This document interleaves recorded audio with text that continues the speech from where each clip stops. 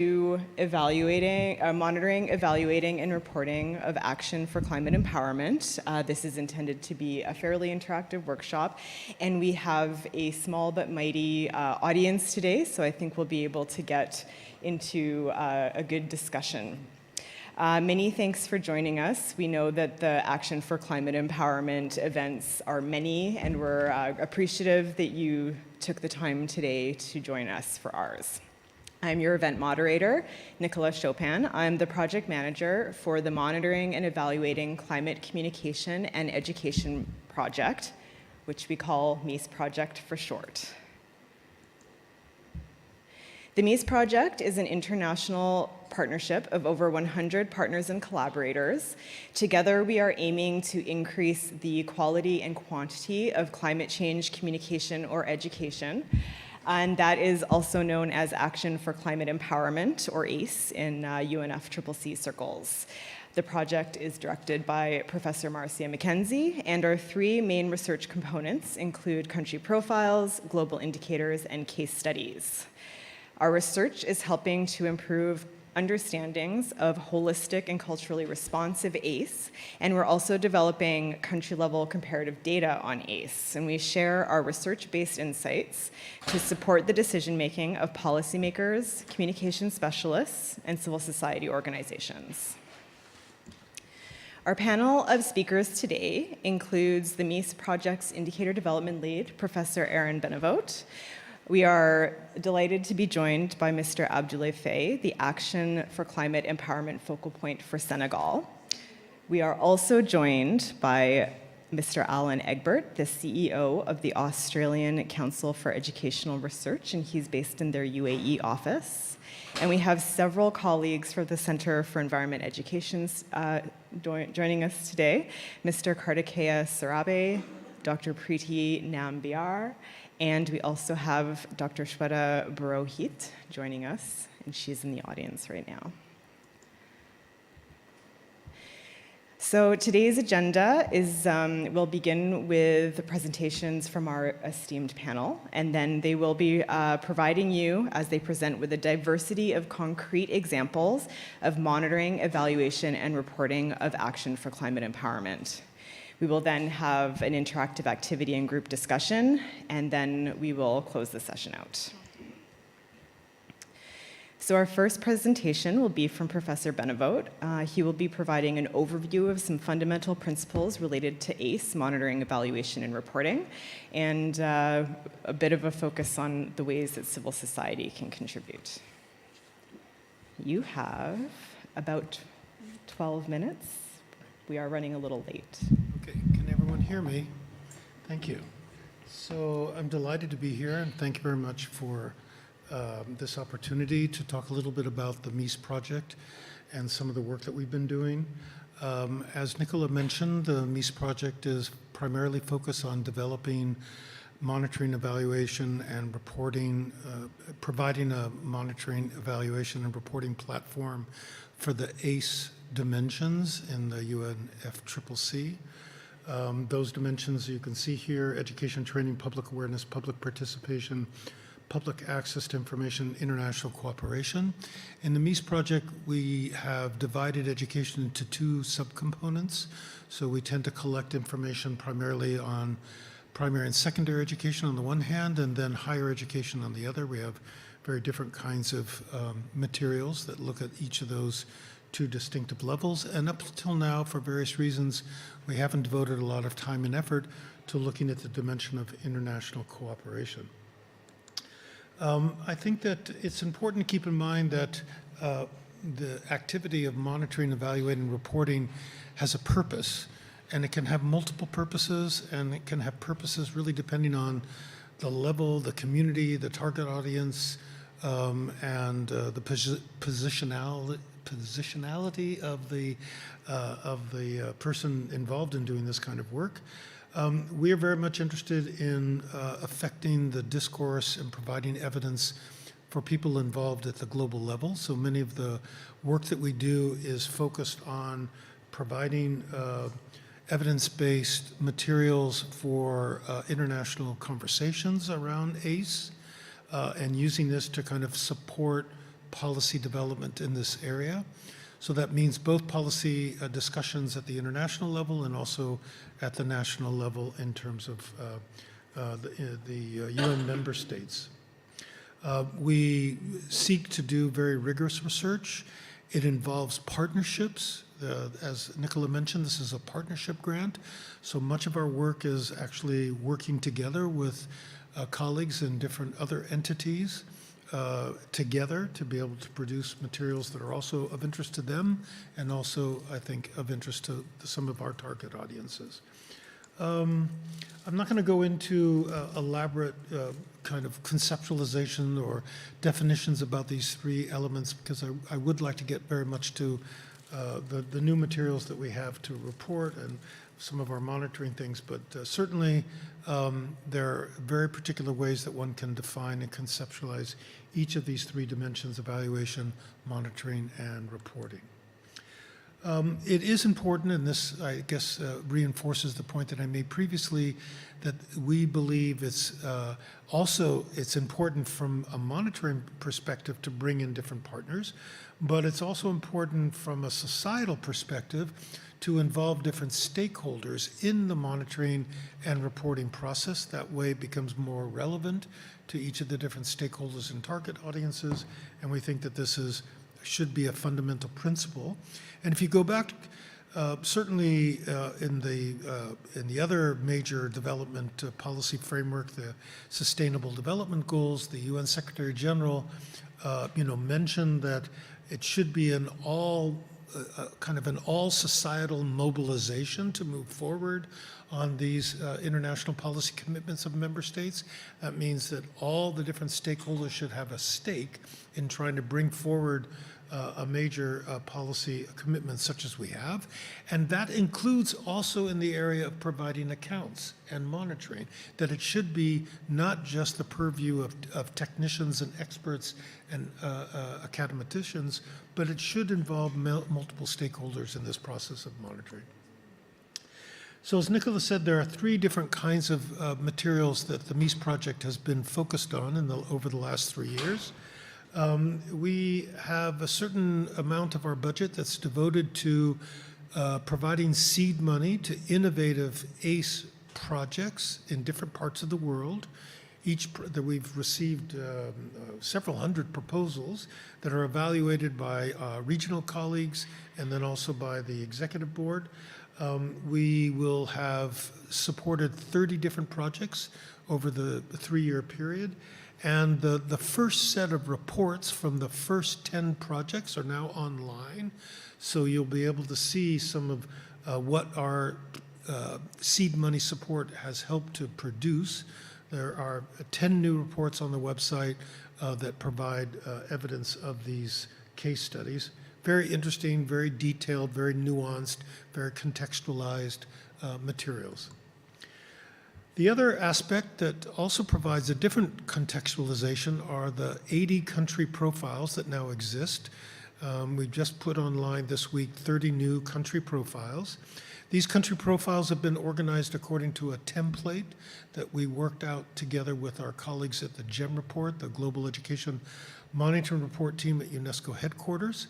And it follows this template. We have then native language proficient individuals who go through tons of different materials related to the country in the area of climate communication and education according to a template, filling in and providing details about what has been going on at the country level.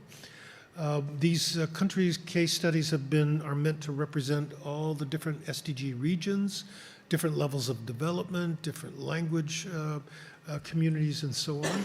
There's also now a pamphlet, a kind of an initial pamphlet that's come out that summarizes the data of these 80 country profiles, which in and of itself is pretty interesting. So you can begin to tease out some findings such as 71 of the 80 countries that we have country profiles have a law or policy document focusing on public access to information, or 69 countries offer climate communication education training opportunities to non-governmental workers. These are ways of kind of aggregating the material from these country profiles because a similar template has been used in order to collect and summarize the data. The third element of the work that the MECCE project has been involved in and that I've taken the lead on is around developing global indicators of each of those 6 ACE elements. And again, we have nothing on the international cooperation element, but we have education in those 2 subcategories. So I do use the word 6. This is part of what we call our life cycle approach. So you can see here on the upper right side the 6 ACE elements that we've focused on. You can see how we define quality CCE, which is holistic, that involves different sectors. You can also see some of the criteria that we use in deciding which of the many data sources and indicators or measures that currently exist that perhaps we would want to repurpose for the MECCE project. And then you can see some of the data sources that we have made use of. I would say in general, we have done a lot of work to identify every possible data source that has comparative information on things related to these ACE dimensions. We've probably gone through 150, 160 different data sources or databases. And in essence, there are 2 different kinds of global indicators, those that basically the data source currently exists, and then we repurpose it for the MECCE project, and other indicators that we ourselves have constructed and created over the last couple of years. So to give you an idea, this is one of the ones that we recently put on. This is a new one for primary and secondary education. We have collected, together with the support of UNESCO, approximately 525 subject curricula in the sciences and social sciences for 85 countries around the world. And we have analyzed these curricula, which exist in about 25 different languages, the extent to which they include keywords in 3 clusters with respect to sustainability, environment, and climate. So every time a document, and keep in mind what kind of documents, this is not a policy document, this is a document that actually reflects the intended curriculum that teachers are expected to convey in grade 9 when they teach biology, physics, social studies, whatever the subject may be. So these are documents typically organized by the curricular units in the ministries of education and are sent to the schools, to the headmasters, to the principals as a way of conveying the intended content in the key areas of sciences and social sciences. And our question was a very simple one. Do countries emphasize or do they include themes and topics related to climate communication education? And then we organize this by we do standardized references and based on how big the document is. This is a way that you can see how the material is being presented on our interactive data platform. You can look at it at the global level. You can also look at it at the country level. So here we have for Canada, and the two bar charts here, one is for the region in which Canada is associated with, Europe and North America, and then the ranking of Canada relative to the region is also here. So that's another way of looking at the data. This is for Argentina. This is for Senegal, which may be of interest to some of the colleagues here.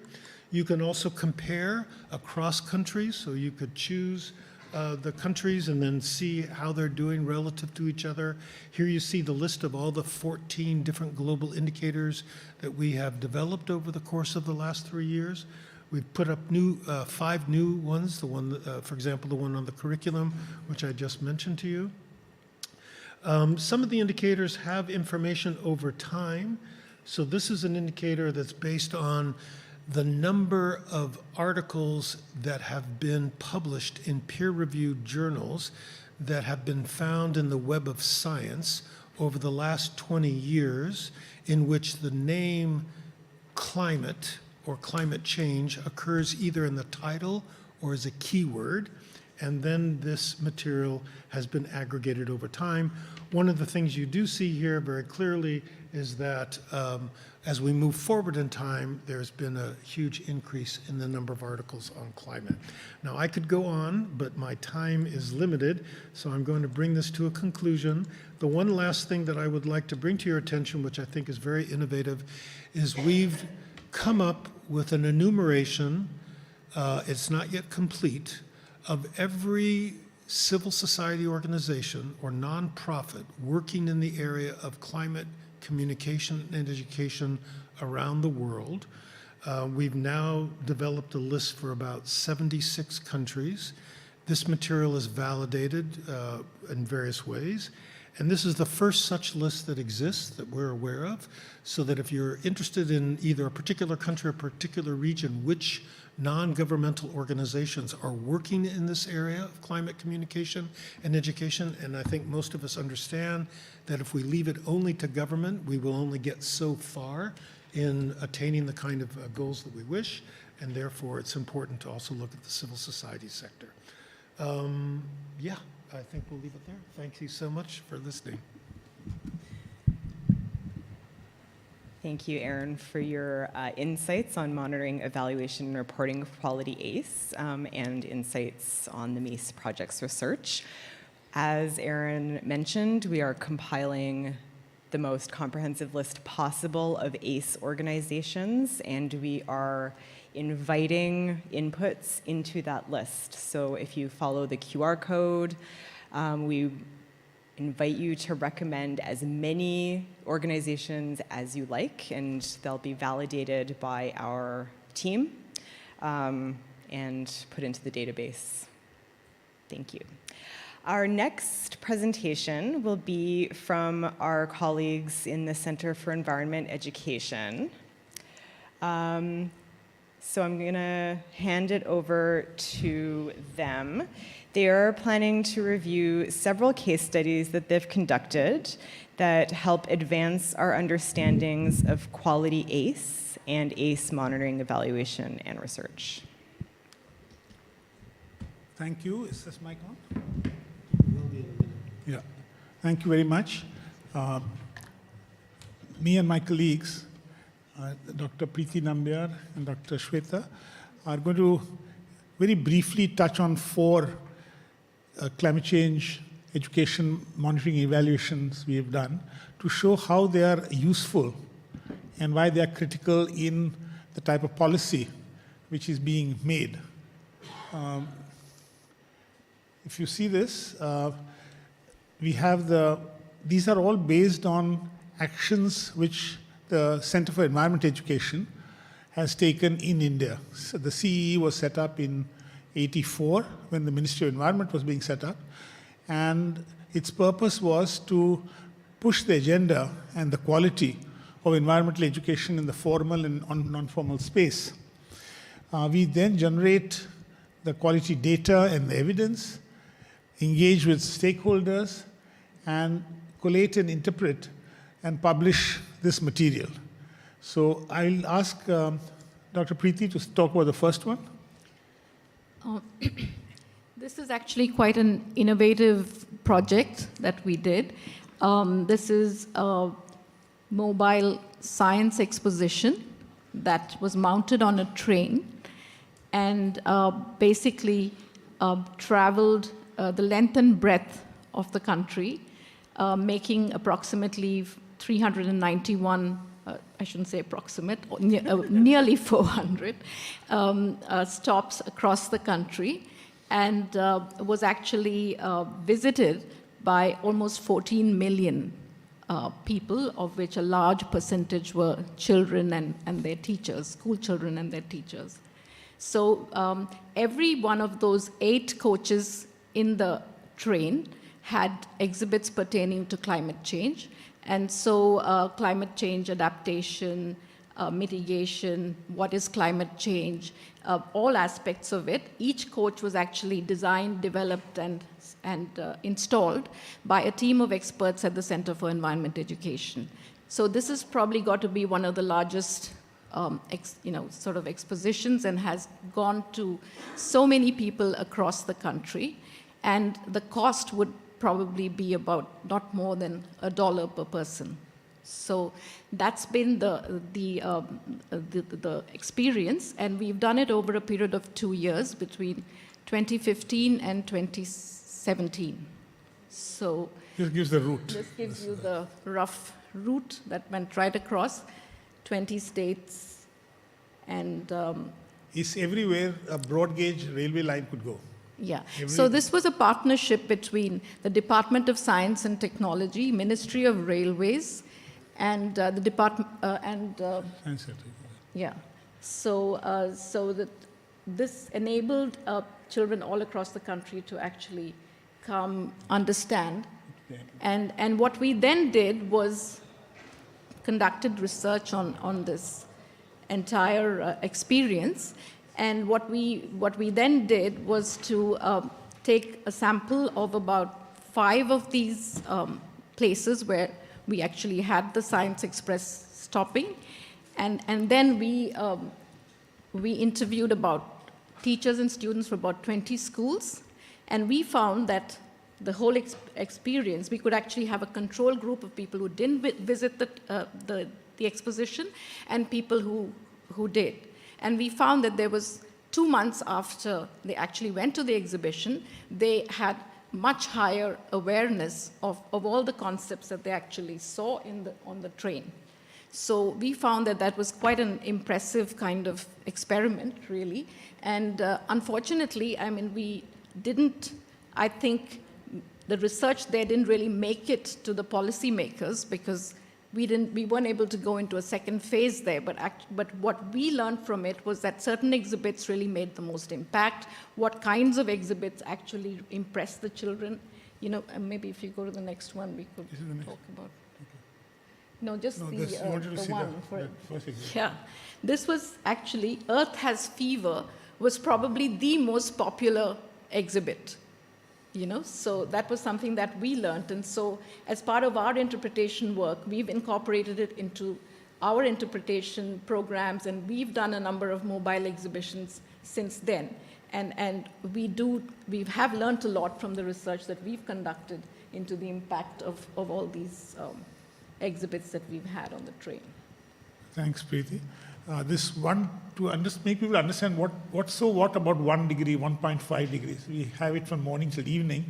And when you tell them it's systemic, and how many of you go to school if you have 1.5 degrees temperature higher than your normal, and everyone says we don't.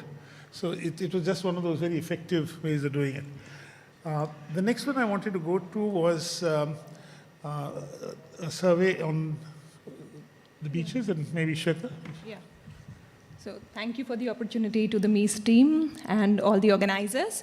So you see, as CEE has been since last 40 years doing various and experimenting with various educational approaches, and when it came to undertaking another case study on climate change education with support of MECCE, we delved into a new and creative concept of place-based education. So this was the case study where we harnessed community. We engaged them to develop a place-based learning space for climate change, which was we chose beach to be that place. So a beach called Kovalam Beach in the Kerala state of India is what we chose, and we came up with an action learning case that delved into place-based education of climate change with collaborative and experimental and action-oriented approach. And it led us to understand how beaches can be transformed into spaces to explore, learn, and address climate change in those critical areas where biodiversity also strives and where there are lots of pressures because of development. So as every research has a strong foundation of methodology that makes it more unique and perfect. The methodology for this case study was in 3 steps.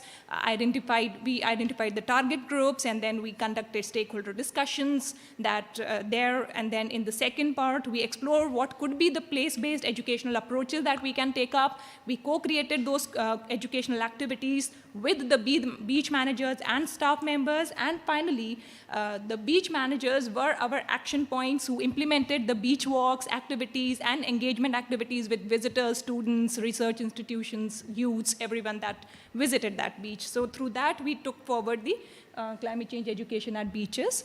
The achievements were, it redefined beach beyond recreational space to also as a climate learning space. Then it empowered blue flag beach managers and staff members as effective educators of climate change. And it engaged with diverse audiences in climate change and coastal conservation efforts, not just climate change, but also biodiversity education efforts. At least 43 youths and 21 local community members were engaged in this whole process, and lots of tourists were benefited through climate change. This Thank you, Shweta. case, yeah. We have now 10 beaches which are covered like this through Blue Flag, and there are another several coming up. I'm going to quickly run through two more cases. One is on, there's the National Action Plan on Climate Change, and then there are state action plans. And the Karnataka state in the south has a focus on agriculture and water. And they had asked us to do a study on how their messages are going down across the thing to the stakeholders, and whether they are following it or not. I'll come back to that, but I'll first ask Shweta quickly to take us through this seed of change in a minute. Yeah, and then so this was another case study on, exploring the status of climate change education in not just the formal systems, but also in the informal systems in India, at national level, state level, district level, local level. So it was a very overarching, encompassing work that CEE did with UNESCO and came out with this State of Education Report for India 2023, which explored not just how the national education policy in India is integrated climate change education as an important aspect of education for school children, not just the school children, but also for the youths, but is also focusing on green skilling of the youths, as well as we came out with 10 solid, concrete, actionable recommendations. This is a quick, because the MECCE, talks more about the data and the quality data and the evidence generation. So this is a brief slide on what all data this report delved into and the evidences that were generated through this process.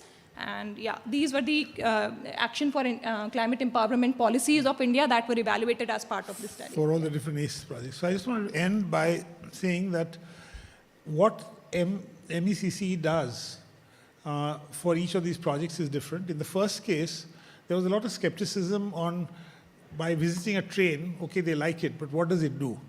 And should we support such an activity? Is it cost benefit? And that's why Preeti mentioned about the dollar, that it was not only what they saw there, but that impacted them even 2 to 4 months later. And the reason was that that spark led them to do things much later.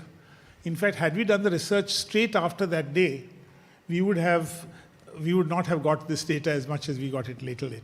The second one talks about an effective community of practice and how they do it, how you can improve it.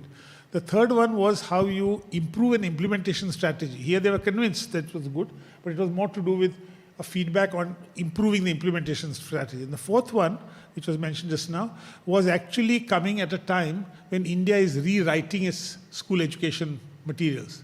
And this is going straight in to something which is happening over the next 2 months, where all the textbooks, including one fully devoted to environmental education at the 10th grade, is being done. Anand, he is looking at 9th grade, unfortunately, but this is happening on the 10th grade. And if you do the 10th grade, you would find India jumping up somewhere else. So there are obviously issues on research as well. So thank you. And handprint is our way of showing action. So we say increase your footprint, decrease your footprint, and increase your handprint. Thank you.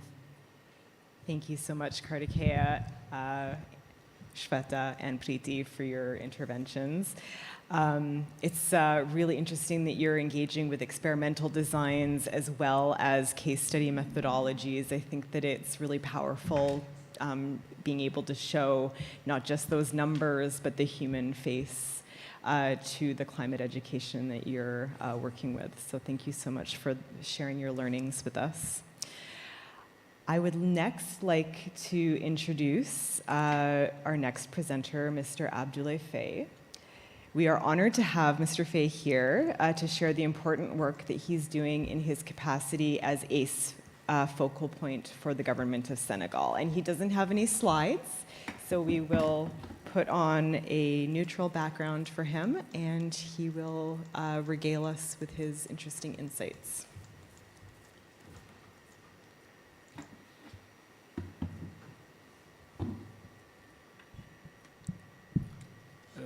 Thank you very much. And I speak in French. You translate after? He try to translate because my English is better. So, and je suis plus à l'aise en expliquant en français. Je vais parler doucement et tu vas essayer de traduire. Donc c'est mieux pour que je puisse passer le message complètement.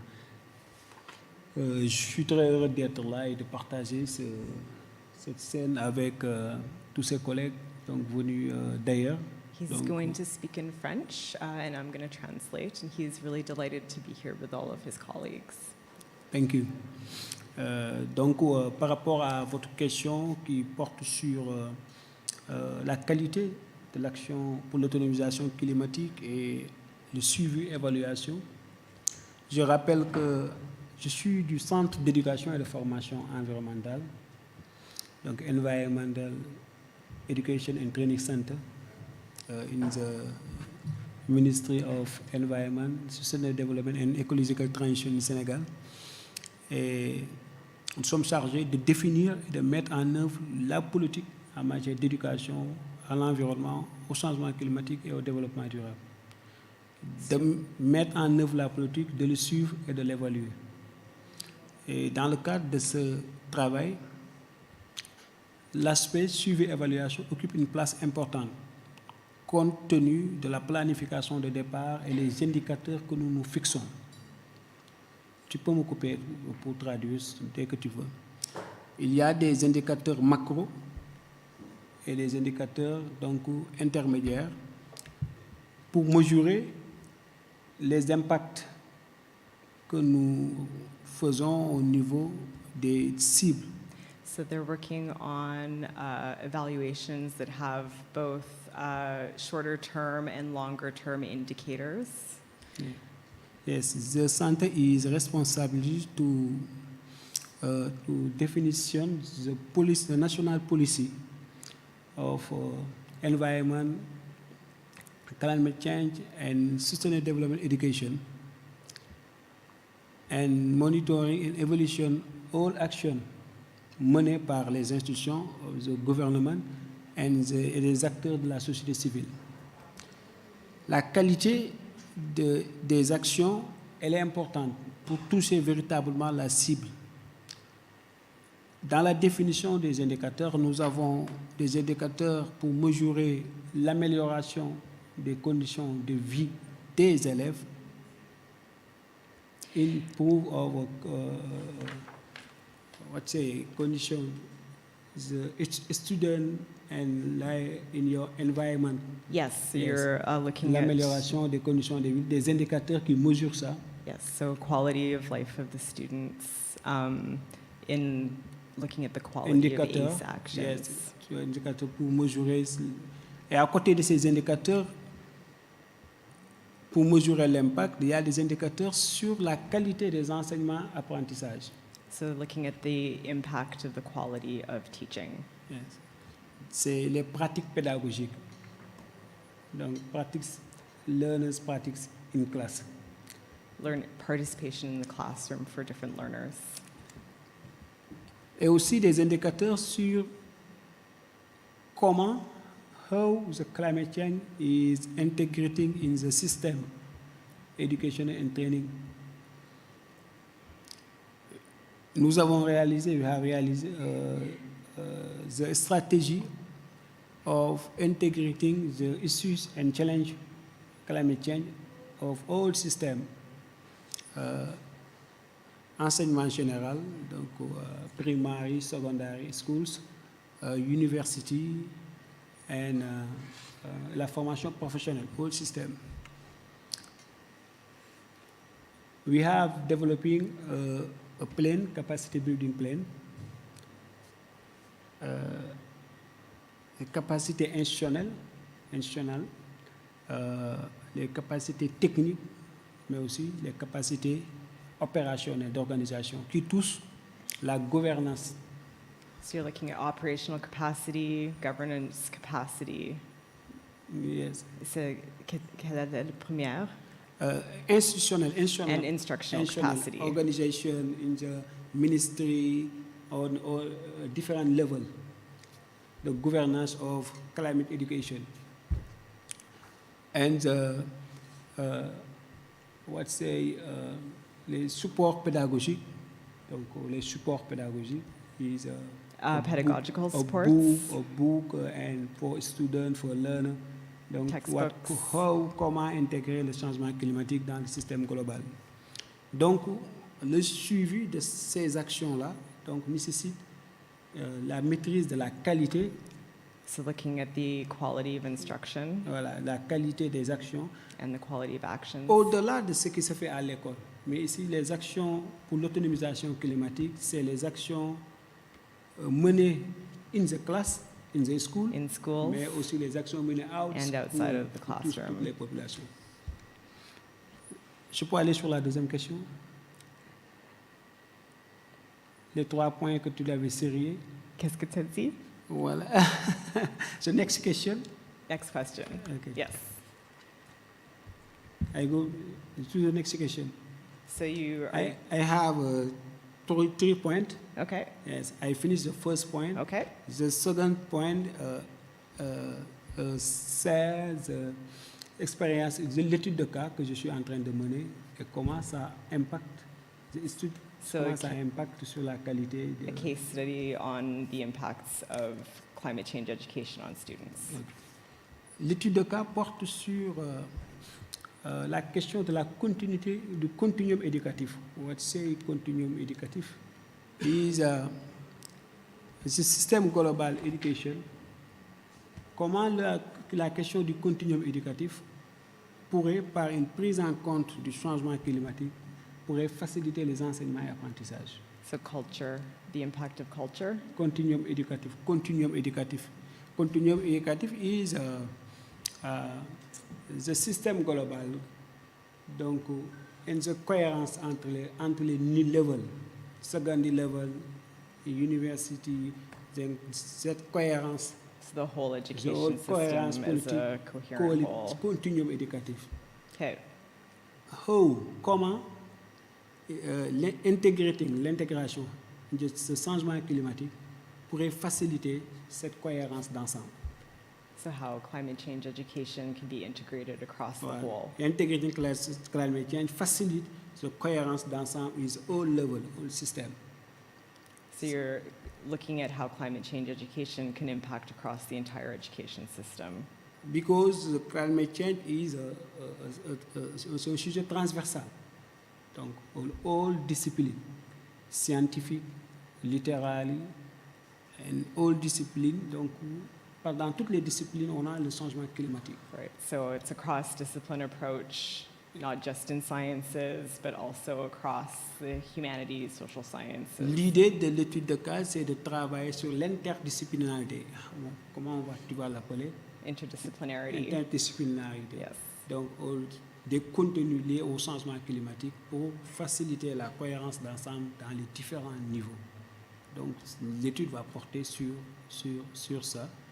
Et ça va nous permettre, ça va aider à avoir un système beaucoup plus global et costaud. So it's going to help them have a more coherent system, Un système education and training system résilient, a resilient system, et donne des produits, des sortants, outside the system, des sortants du système, comme on l'appelle, climato-compétents.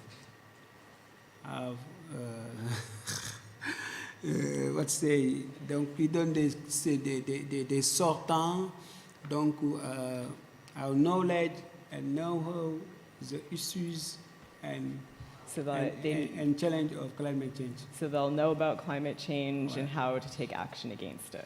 Les sortants du système. Les sortants du système. Les sortants du système, c'est ceux qui sortent de It's like l'université.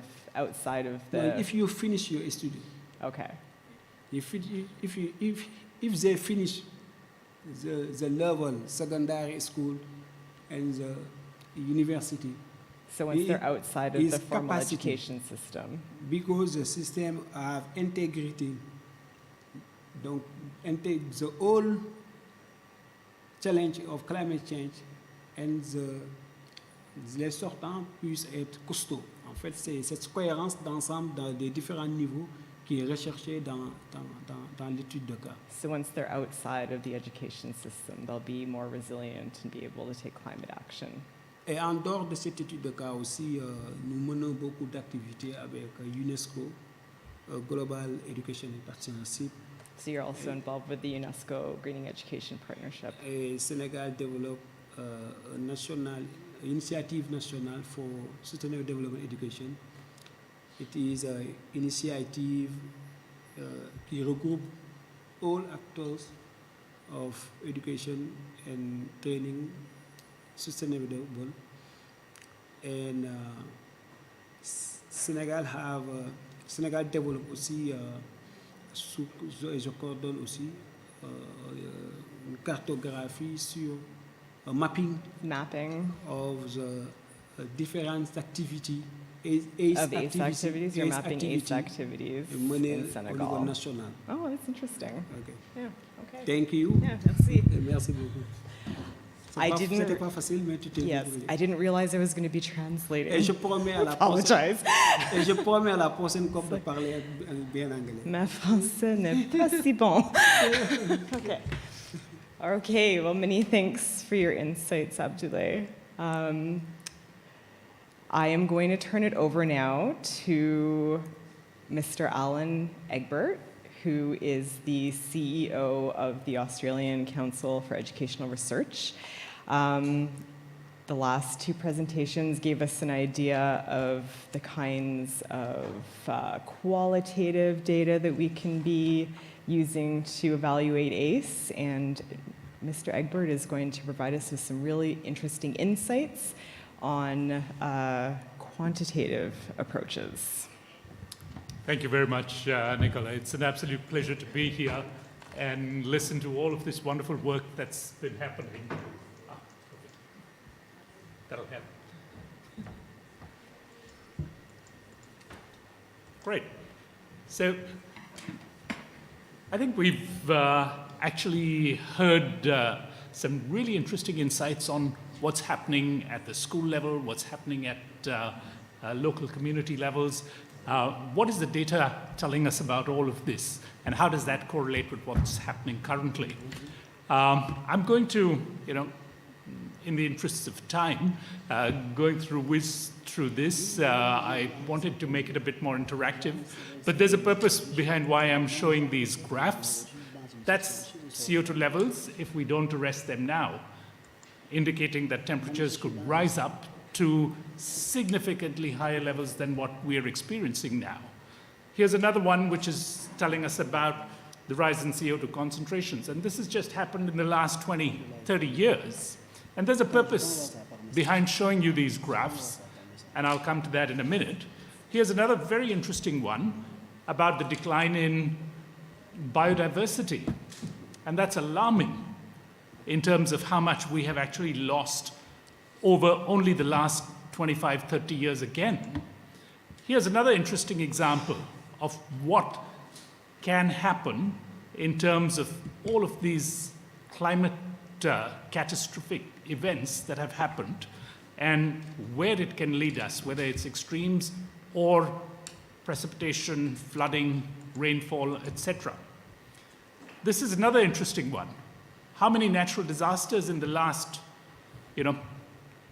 30 years? And that number has gone up significantly. It's tripled over the last 30 years. The purpose behind showing you this was twofold. One was, of course, I wanted you guys to participate in the event, but also to highlight the fact that how many of our students can actually access information from these graphs, and how many of our students can actually interpret these graphs. Let's look at now what the data tells us. So there's a lot of catastrophe that's happened around us. It tends to scandalize us. We say, oh, it's terrible, and then we tend to forget about it. How does this translate into student perceptions? Here's an interesting graphic. So I'm looking at two large-scale assessments. TIMSS, which is the Trends in International Mathematics and Science, and I'll also move on to PISA shortly. But it was interesting to note, like, for example, Aaron talking about all of the topics that are included in our science education. We also include some of these environmental topics in, for example, geography. And we see over here that countries tend to perform fairly highly, and half of them are actually above the TIMSS international mean. However, what does that actually translate into? So I'm going to address this in two levels. The assessment framework for TIMSS shows the content domains very clearly in terms of what is being assessed. Here is a quick question. It's probably too tiny to read, but it's really asking students at grade 4, which could be two renewable sources of energy, which would not really produce too much of pollution. On average, internationally, only 23% of the students got that correct.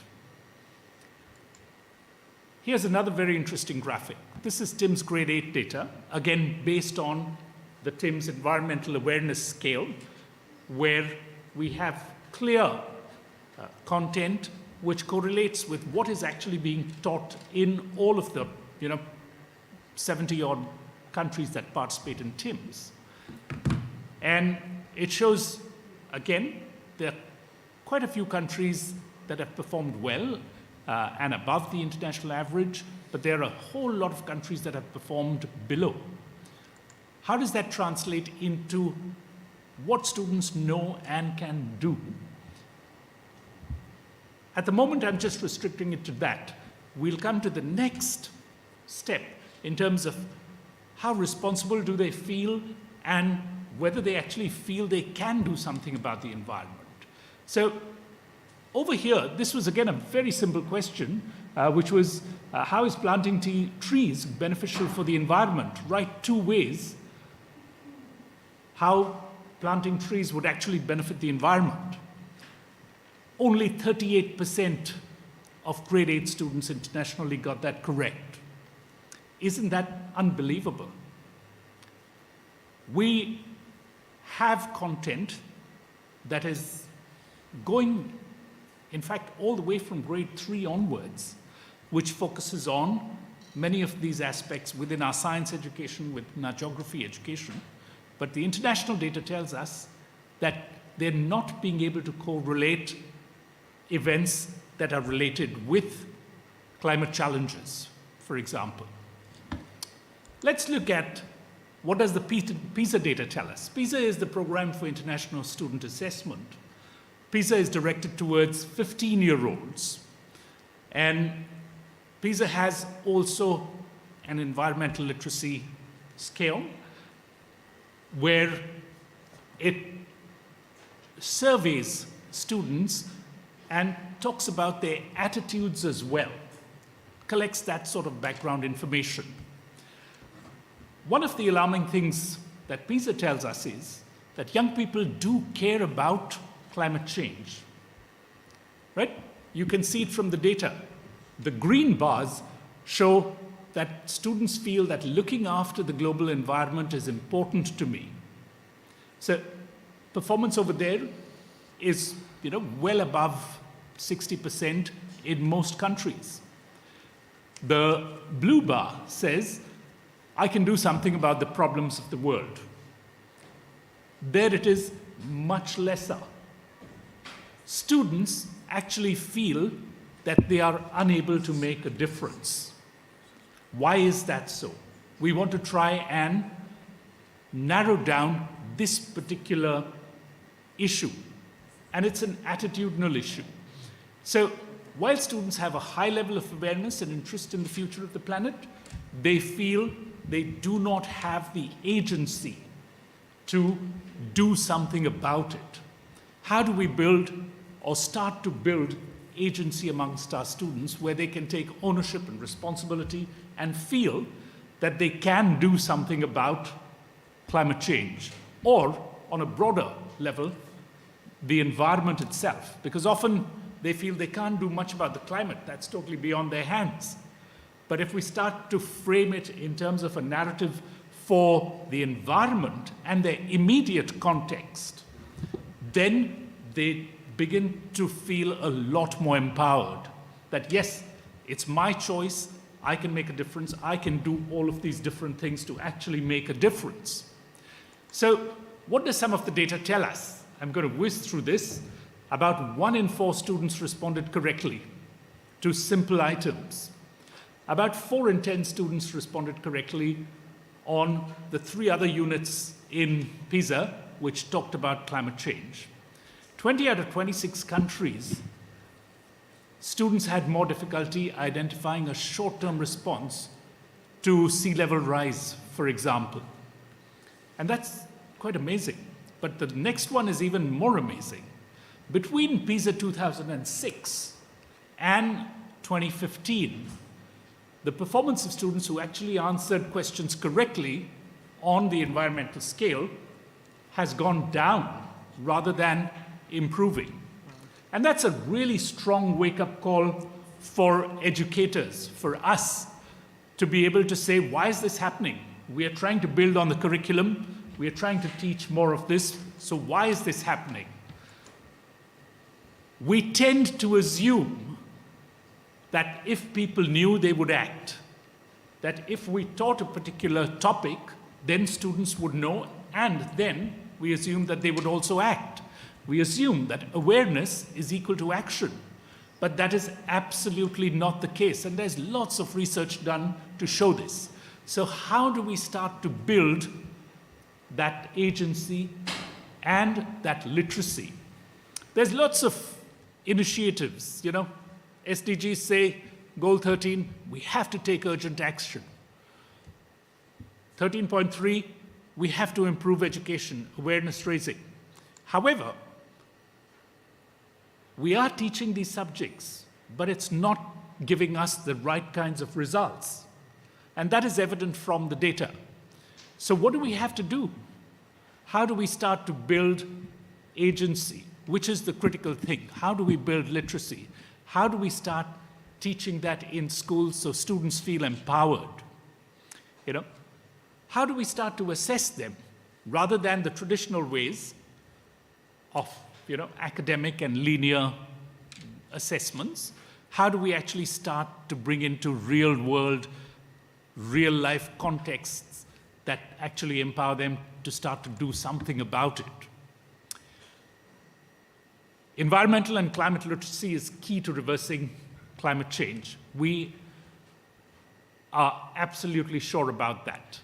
Students and teachers and schools present us with that huge resource which we can start to build on. There was another very interesting comment, again from the OECD in 2006, and this is 2006, where they said never before have the stakes been so high for the role of science education. At ACER, what we want to do is start to build climate literacy frameworks where we convey to the schools what is it that they want to start focusing on. And hopefully, we will get there in time. Thank you very much. Thank you, Alan. And thank you to all of our presenters for their interventions.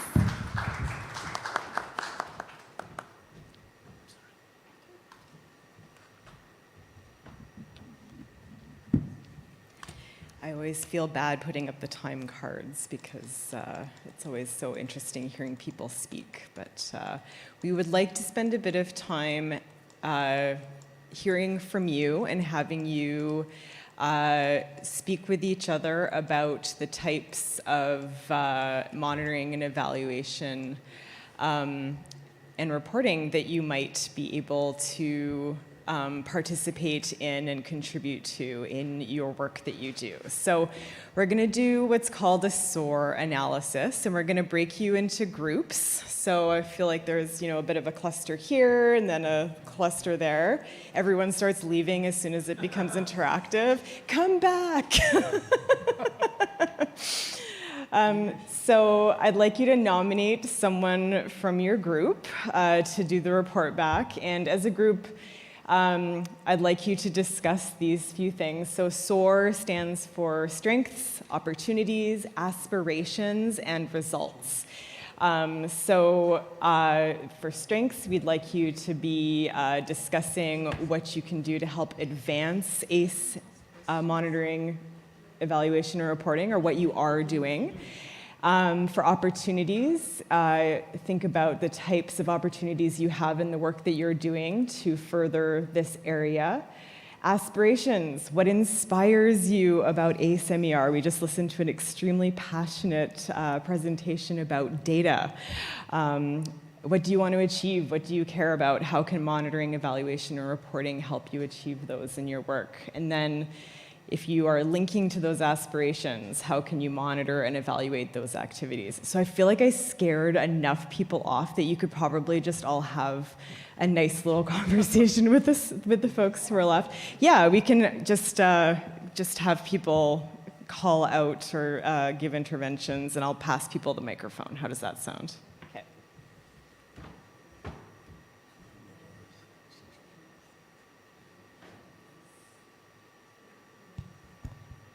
Is it on? Okay. Thank you, everyone, for your presentations. I work as an evaluator for different organizations who receive federal funding in the United States, National Science Foundation, National Institutes of Health, Department of Education. So what you're saying resonates pretty powerfully in the work that we do, and a lot of the work that's funded that I participate in has to do with K-12, kindergarten 12 and undergraduate and graduate climate change education and communication. And we wrestle with the same issues that you are.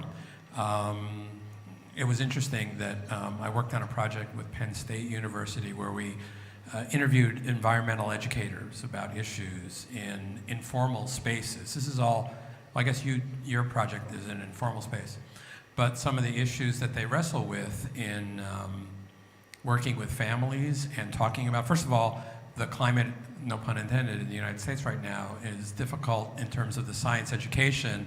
Climate change within K-12 environments differs from state to state, and oftentimes educators can't even use those words within science, and science is pretty much boxed around. It's very traditional, fact-based, not experiential. So you talk about agency and action. Oftentimes science education still to this date is, let's talk about the periodic table, or let's name the plants, or let's name, without anything with regards to sort of these broader issues.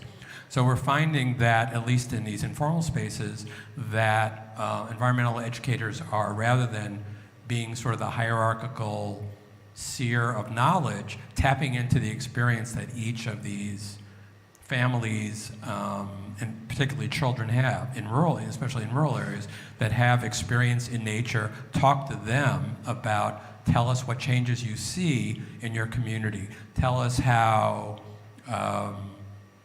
different catastrophic climate events have impacted you and your family, say, drought or hurricanes, or, so really bringing in personal experience into the education rather than sort of the more formal methods.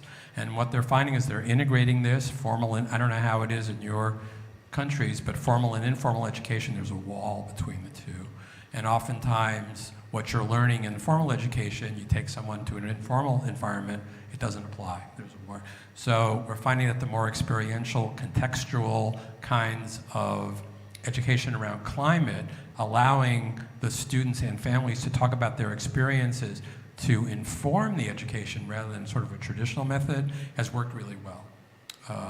Not only in the K-12 environments, in the informal, and there was a project that we worked on similar to the train project that you worked on, was a mobile van, now an EV van going to schools and demonstrating this, so taking an informals from a museum into the formal environment. So the two worlds mixed.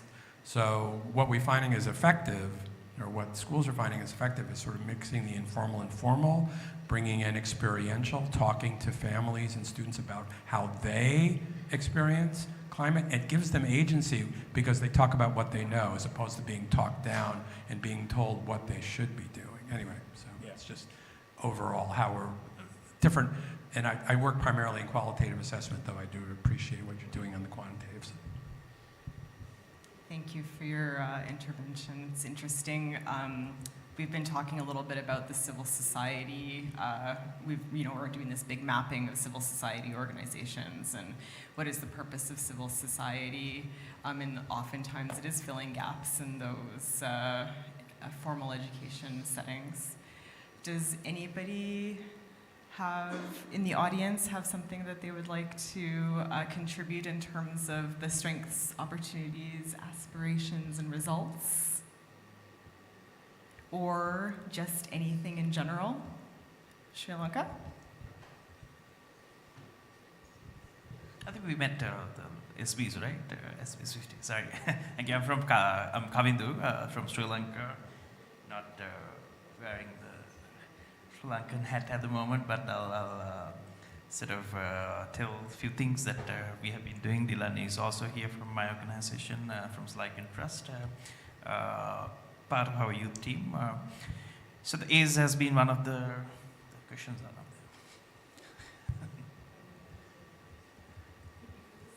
there. All right. So the ACE program has been one of the key the initiatives that we are at the moment with Slyken Trust, plus also with the other institution that we are trying to work around on. Specifically for ACE, is not necessarily about youth, but we are taking into consideration the youth aspect of it. In the work program, one of the oldest sort of the work program that we have at Slyken Trust is the Global Youth Forum on Climate Change. In this year's, the last couple of years, we changed the Youth Forum edition to make it to fit into the ACE pillars and then find the thematic areas around that. So the food system, starting from the risk management aspect to the food systems to the entrepreneurship and also the just transition in energy aspects. We did a series of the workshops and also the technical and the capacity building workshops, particularly for youth people, based on the ACE pillars. Then only we realized that there are a lot of things that we can, areas where we can sort of explore based on those ones, and also this, the priority areas that we sort of finalized at the Sharm el Sheikh at COP27. So the strengths that we we find at ACE is where it has a very curated sort of model that we have identified through all the policy process, where we can identify these ones, the key elements. We are starting from the education to the getting the youth people to think through these aspects. As you mentioned, I mean, a lot of people, the statistics are very much of a alarming thing that when you see it. But when you go through the ACE process, I think it is a curated process where we can get into the student.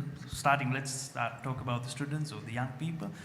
That's, I think, a way to get into their system rather than having haphazard systems. We have a system in place where we can have a curated system to get into these areas. That's, I find, ACE and also the MER, monitoring evaluation reporting process. That's something that we can feed into the GST process as well. So at the process we are working on it. We made a couple of interventions also to make the wordings on ACE aspect to be included in the GST process as well, though it was, I think, the SP is finalized without, the topics were finalized, but we wanted to, at least within the framework, we wanted to include those ACE-related the statements, paragraphs inside the existing ones. So I think with the G77 group and with the help of the other negotiation group, we were able to sort of insert those things. That's a good way of taking these little steps to get it forward, to make it more sort of formalize to get this. And opportunities, I would say, I can tell about the Sri Lankan context where the youth are more prone to engage in the process because of this. So they haphazardly talk here and there on the education. They find this as only a element where they can do actions. It doesn't necessarily about the actions. There are a lot of things that you have to learn. It's one of the complaints that youth have is that they are not taking seriously in the policy-making process. This is an area where they can actually involve in the policy process, where they can make actual meaningful contributions. So those are the opportunities that young people can see in these processes. And also the aspiration, if I'm taking too much time, I'll off, but it was very disheartening to see these times. They were there, I think, from the Sudan, representing at the negotiation where we could sort of get it done. It went for Rule 16. We made a lot of attempts from the G77 countries where we wanted to have the financial support and the tools and support element to be included in the next year's process. Somehow we couldn't do it. We didn't have the common consensus we wanted to have throughout the these priority areas, having these tools and financial support element to be included where all these countries, developing nations, can be part of the process and can be supported throughout in their the national work. That's something that we missed out this time. At least we are expecting the next year we'll have something to. That's something that we need to take into consideration. But I'm sorry if I'm taking too much time. But yeah, those are the things that I see as possible. There are a lot of endpoints where we can have, but I'm not taking too much time. I didn't want you to stop talking because I didn't actually expect that we would bring in some of the negotiation context into your intervention. So that was really interesting. And it's fascinating that you're linking aspirations to that financial aspect of what ended up happening in the ACE negotiations. Yes, yeah, it was riveting negotiations. And I'm very excited to hear that you're thinking about ACE in relation to the global stocktake process. And I did notice the language that was inserted that was ACE related into the global stocktake drafts. And it's very exciting to know where that's coming from a little bit. What time is it? It's 4:17. 4:17, so we have 13 minutes. Would you like to give an intervention? Yes, okay. Hi, thank you, panelists. Thank you, colleagues from Sri Lanka. I want to speak in general, okay? From my experience from COP27 and this COP, we think about ACE collectively, and we go on the same way. Really, at COP24 at Poland, we are inspired so much from the Indian experience of environmental education, and our ACE focal point at Sudan was established recently, okay? After we returned back to Sudan, the initiative of India was empower us to initiate national team of action for climate empowerment from diverse institutions related to 6 elements, and we achieved successful steps toward initiating strategic plan of our ACE adopted in the strategic national plan of our country this year.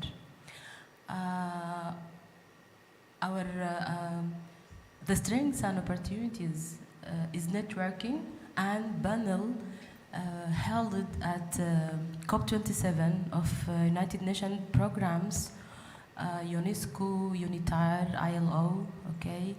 This give us a power to a plan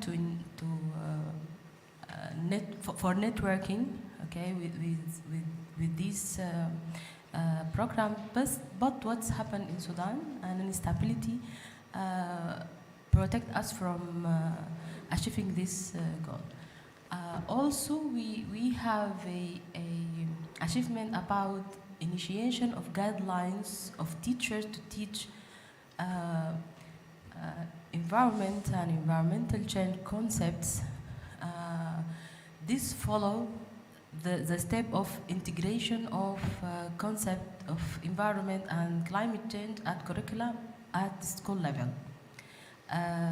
The main cause or the main objective of this reviewing for the curricula was there is a gap between university level and school level. We have highly updated and upgraded curricula at university level in environment and sustainable development, and we have colleges and universities, okay, have college specialized in environment, but at the level of a school, there is a scattered concept throughout the curricula. Also, we have a strength point, the focal point of action for climate empowerment established in the Ministry of Environment at Sudan. Also, we share in reviewing the environmental law, okay, and legislations and policies in our country.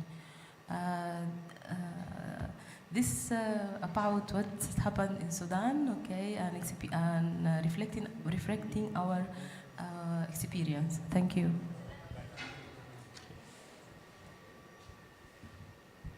Thank you so much. Okay, we have about 10 minutes left. I wonder if we want to have our panelists kind of give a couple minutes to sum up their thoughts from the discussion and their learnings. How about we start with Mr. Egbert down at the end. Thank you very much, Nicola. It's really heartening to hear what countries are doing, especially whether it's, action-oriented, community-oriented work, which is then transferring down to make a real difference, or in terms of looking at how you can start to make a change at, the school level and, enrich your curriculum. What I would also add here is to start to think, what do we want to assess? And how do we want to assess it?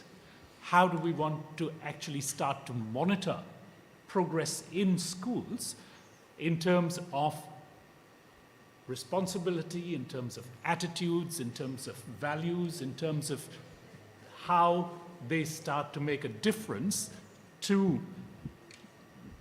arresting climate change, to climate literacy. And I think there's still work that needs to be done in that area, but we are moving steadily in that direction, which is great news. And I think this is that frontier for me, which we have to get to, where students and teachers are going to really become the change agents that are going to make that ultimate difference.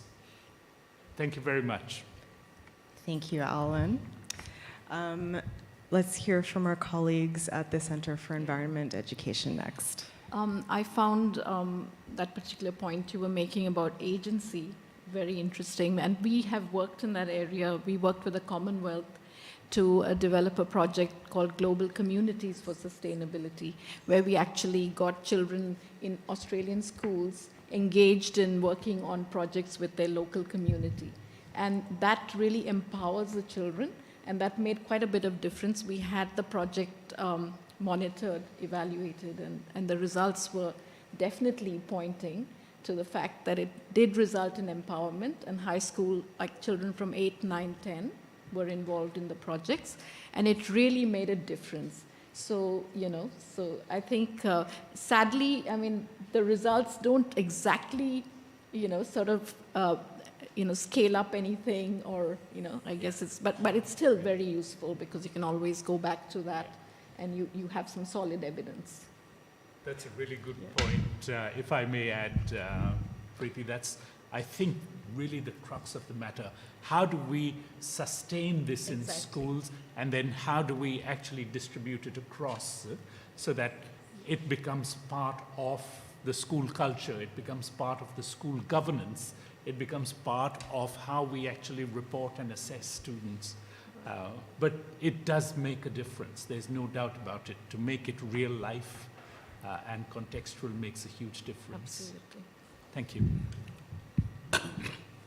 I just wanted to make two quick points. One was that what does it take in terms of education, research, monitoring, to convince policymakers that education makes a difference, other than awareness? We've been trying a number of things over these years. There's a place, there's shortage of water. I said if through an education program we can see that the demand for water will decrease by 5%, and that will save X amount of money, and education will cost 1/10 of that. They said, yeah, but we can't actually, a pipe we can actually touch and measure. We don't need monitoring and evaluation to know whether a pipe has been installed. But for your education, how do we know it really worked? Or how did we know? So there is this gap, and that gap continues. Sir, you are a party, and it's very nice that you are here today. But if you see, when you go to the parties meetings there, when they are discussing large goals, the tools, yes, one of the tools is let's finance. One of the tools is let's bring in new technology. But how many people are discussing, let's, through education, make this change? So there is a gap in our credibility, I might say, or whatever it is. And how does the monitoring and evaluation come up to the level where you say, I mean, even simple UNESCO things like education for all will slow down the population growth rate. Now, there are numerous studies which show that within the country, outside the country. But they still don't have enough money for the type of effort. So I think that was one thing. The second point, which has been made by us and also by yourself and others, was that this is not the time where you can expect children or students or youth to finish their education and then start acting. That is long gone. And everyone at all levels, I mean, starting with even primary schools, want to actually do something.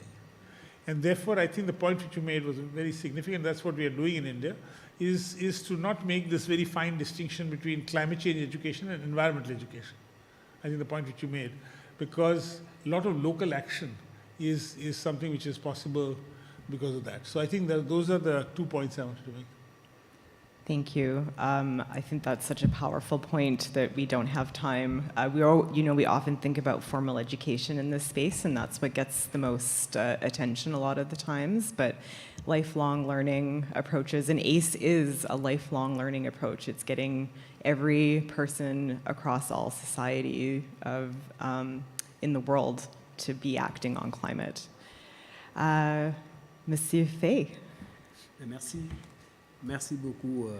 Je remercie tous ces acteurs par rapport à tout ce qui a été partagé en termes d'expérience. C'est très intéressant donc, de voir ce qui est en train d'être développé avec les communautés, tous ces projets qui ont été partagés, les approches pédagogiques donc, soulevées où il y a beaucoup de similitudes avec ce qui se fait au Sénégal, donc en termes de stratégie d'intégration, integrating for all levels, donc en termes de capitalisation, parce que nous avons plus de 20 ans